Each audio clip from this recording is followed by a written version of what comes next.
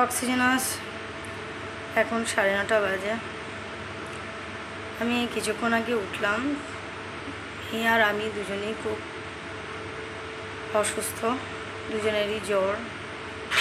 এই গরমে কিনা জানি না, কালকে রাতে কোনো খাবার খাইনি, করতে পারিনি।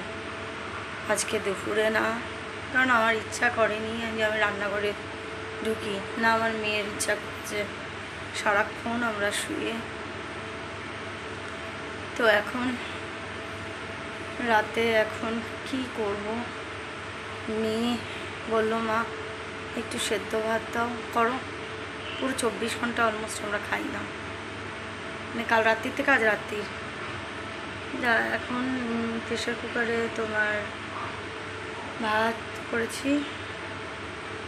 একটু ইচ্ছা করছে না, শরীর খারাপ হলে আর দুজনেরই যদি হয় তখন আর কে করবে বলো? আমাদের ঘরে ঘর মোছা হয়নি, কিচ্ছু হয়নি, মানে এলো থেলো মতন পড়ে রয়েছে। শুধুমাত্র আমার বাচ্চাগুলোকে খাওয়াতে হবে। ওদের ভাত মাংসটা কোনো রকম করে শুয়ে পড়েছি। মেয়ে ওদেরকে কোনো রকম খেতে দিয়ে আবার মেয়েও শুয়ে পড়েছে। তো এখন রাত্রিবেলা ভাতে সেদ্ধ ভাত করলাম, মেয়ের জন্য একটু আলু ভাজা করেছি, যে ডিমের অমলেট করেছি। আমার তো ভাত খেতেই ইচ্ছা করছে না, তাই আমার জন্য আলুর তরকারি করা ছিল পরশু দিনে, সেই আলুর তরকারি দিয়ে মুড়ি দিয়ে আমি খেয়ে নেব। কেউ না থাকলে না, অসুস্থ হলে খুব অসহায় লাগে। কাউকে ডাকার নেই, কাউকে কিছু বলার নেই, আমাদের জন্যে কিছু করে দিয়ে যাবে। আগে যাও বা দিদি থাকতো, দিদিকে ফোন করে বলতাম একটুখানি হোম ডেলিভারি খাবার টাবার দিয়ে যেত। আর এখন ও থাকে, ওইখান থেকে আবার আসবে খাবার দিতে, সেই জন্যে আর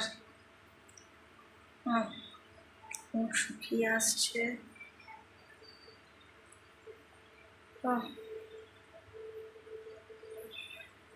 শরীরে এনার্জি নেই। এই যখন এরকম শরীর খারাপ হয় তখন দুজন যদি একসাথে না পড়ি তাহলে তো কোনো প্রবলেম নেই। আমার মেয়ে করে দিল, আমি শুয়ে রইলাম। অনেক সময় হয় আমি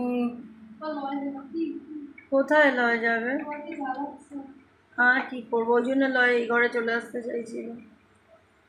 আর যখন দুজনে যদি পড়ি, বা ধরো ও অসুস্থ হলে আমি করলাম, কিন্তু দুজনে একসাথে শরীর খারাপ হলে দুজনে শুয়ে পড়লে তখন সত্যি তখন মনে হয় হ্যাঁ কেউ নেই আমাদের, নেই তো।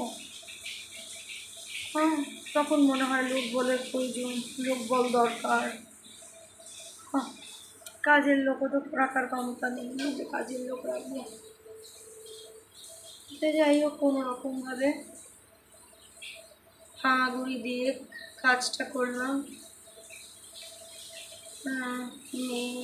কালকে রাত্রির থেকে খাওয়া দাওয়া না, আমাদের কালকে রাত্রির থেকে খাওয়া দাওয়া না, আজকে দুপুরে স্নান না, মেয়েও স্নান না। তো মেয়ে আজকে এখন আর পারছে না, বললো আমি এখন স্নান করব। তো স্নান করলো, আমি আর করলাম না।